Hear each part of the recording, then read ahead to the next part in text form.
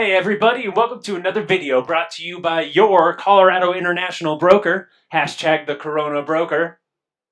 On this video today, I will be going over what is a real estate agent. But first, let me show you something. So you hop onto YouTube and you type in, what is a real estate agent? What do you find? A bunch of videos on how to be rich as one, or how to become one.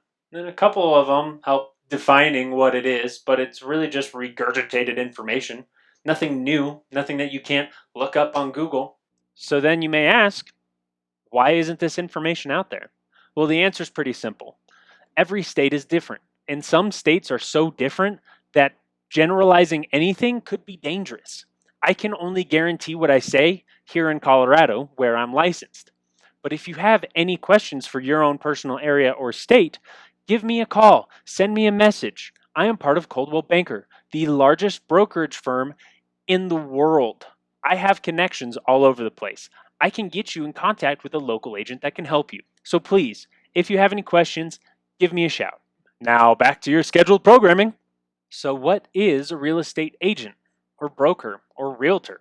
Well, first off, let me clarify a couple things. While agent, broker, and realtor all kind of mean the same thing, they are very different. What these words really mean is the level of education acquired by that individual licensee or real estate salesperson.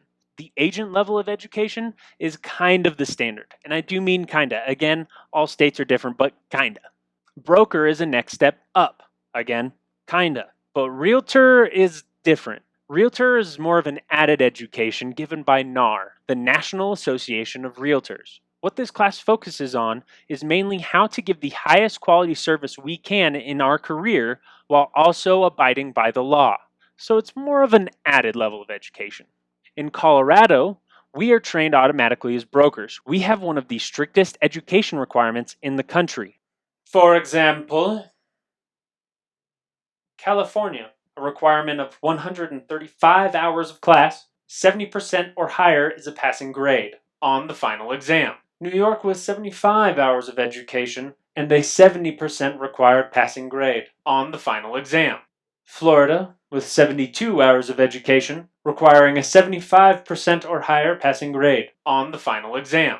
Montana requires 60 hours of education with a 80% or higher passing grade.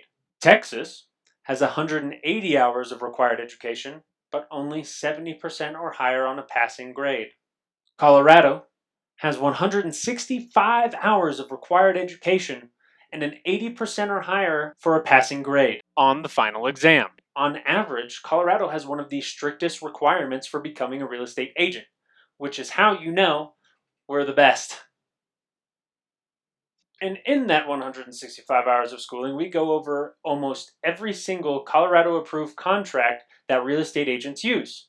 Which, fun fact for you, we are all required to use the same stuff. The only way to get around it is to have the buyer or seller sign something or have their lawyers come up with something, because we cannot do that. We are agents, we are not lawyers. We cannot write contracts, we can just fill the Colorado approved ones out. That's it.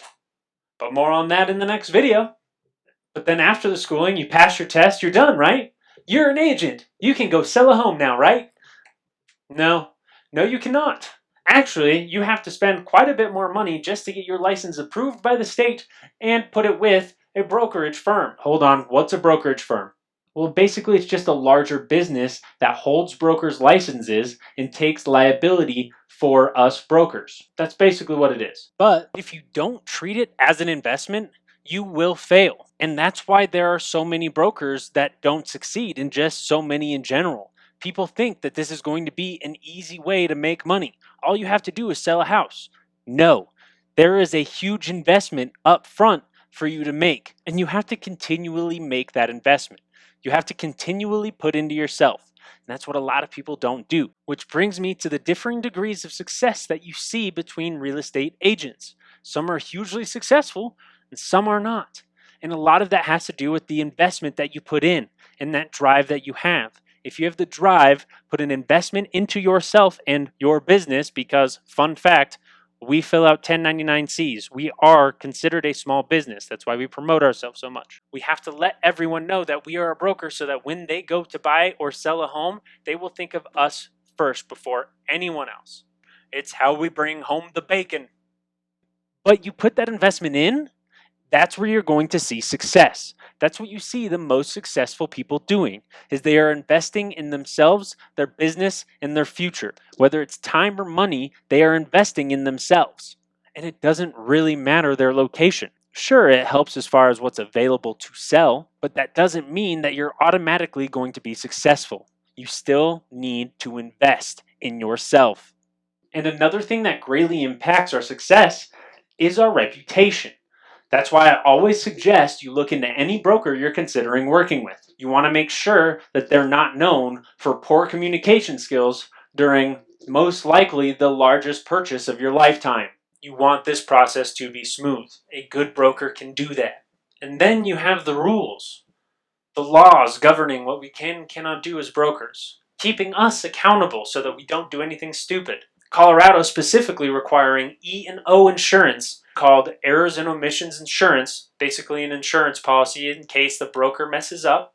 But both buyers and sellers are protected by this E&O insurance that we are all required to have in the state of Colorado. And the state of Colorado specifically really emphasizes that the public is the number one priority to protect. They will always rule in favor of the public when they can. And if any agent infringes on the public's protection, both fines and extensive jail time could await them. Public safety is number one. They told me that so many times in school that I can't forget it. And I do mean that. Public safety is priority number one.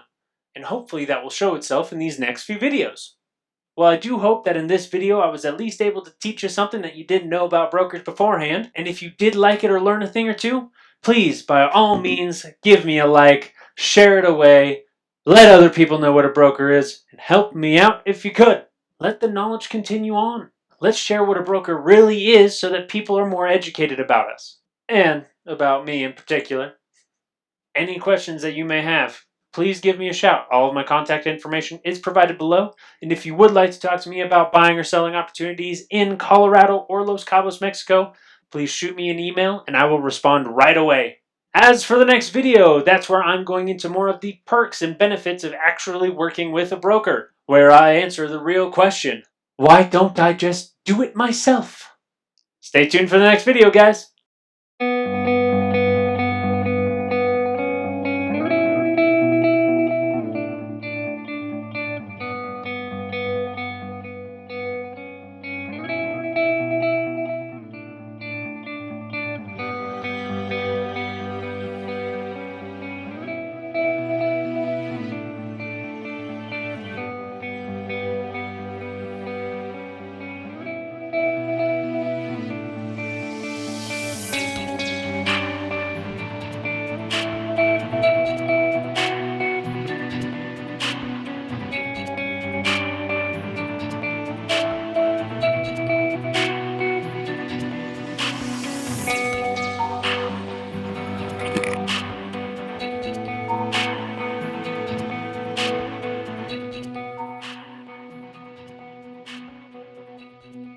The sky may be the limit, but space is the place to be.